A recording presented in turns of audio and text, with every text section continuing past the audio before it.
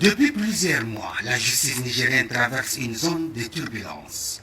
Un secteur censé incarner la droiture, l'impartialité et la légalité,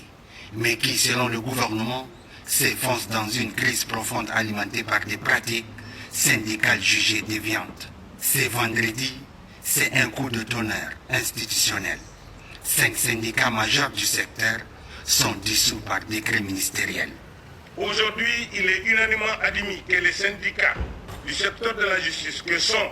le syndicat autonome des magistrats du SAMAN, le syndicat indépendant des magistrats du Niger, le SIMAN, le syndicat national des agents de la justice, le syndicat des cadres de l'administration de la justice et l'Union des magistrats du Niger n'œuvrent pas pour le bon fonctionnement du service public de la justice dans sa mission de défense de l'intérêt général, mais plutôt pour la promotion d'intérêts personnels qui tirent vers le bas ce service de régulation de l'État.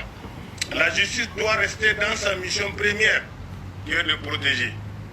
de décider et de sanctionner. Et la posture actuelle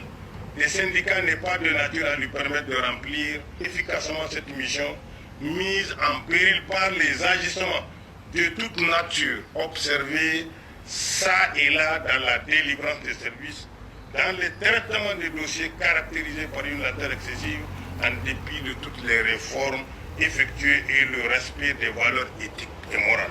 Le ministre de la Justice, garde des Sceaux, se veut catégorique. Ces structures, loin de défendre l'intérêt général, auraient priorisé des agendas personnels, favoriser le blocage des institutions et même protéger certains agents poursuivis pour des faits graves. La justice doit rester dans sa mission première, qui est de protéger, de décider et de sanctionner. Et la posture actuelle des syndicats n'est pas de nature à lui permettre de remplir efficacement cette mission, mise en péril par les agissements de toute nature observés ça et là dans la délivrance des services, dans le traitement des dossiers caractérisés par une lenteur excessive, en dépit de toutes les réformes effectuées et le respect des valeurs éthiques et morales. La posture adoptée par certains syndicats de défendre non pas uniquement les intérêts moraux de leurs collègues de la corporation, mais les intérêts individuels se traduit soit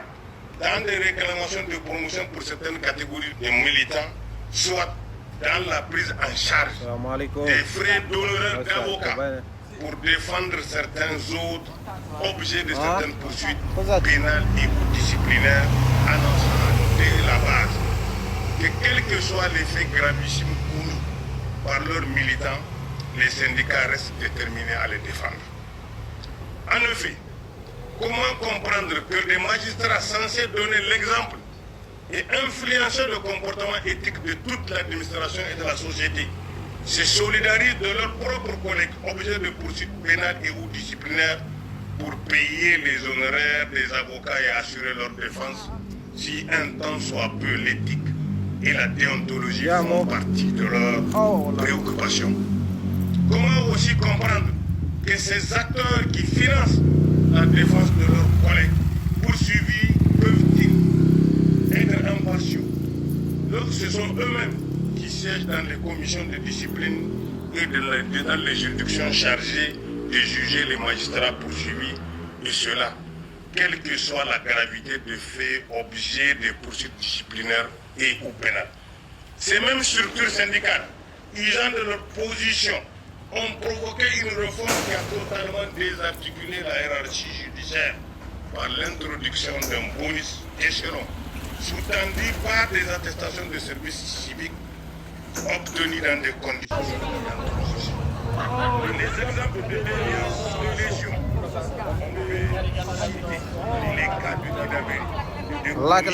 et celui plus récent d'un magistrat qui, refusant le contrôle de la police, a appelé son syndicat pour faire une déclaration en réaction au dit contrôle, comme s'il était au-dessus de toute réglementation. Le ton est grave, l'accusation lourde. Des magistrats refusent d'occuper leur poste malgré le paiement de leurs frais de mutation, des greffiers organisant des pressions publiques contre des décisions judiciaires et des syndicats finançant la défense d'agents en situation de faute éthique ou pénale. Aussi, J'invite les magistrats à se ressaisir, car pour les récentes affectations, ils se sursurent que les magistrats veulent aller en grève parce qu'un des collègues a été affecté pour avoir rendu une décision dans des faits gravissimes d'atteinte à la sécurité publique, à la pudeur.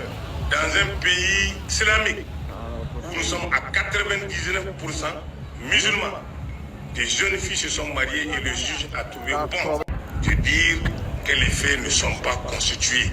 Et de part et d'autre, des informations nous sont parvenues que le syndicat ou certains magistrats sont en train de pousser le syndicat pour aller en grève. Au vu de tout ce qui précède, leur dissolution est entérinée et elle a été adoptée, elle a été actée aujourd'hui. Et par conséquent, pour conclure, les structures étant dissoutes,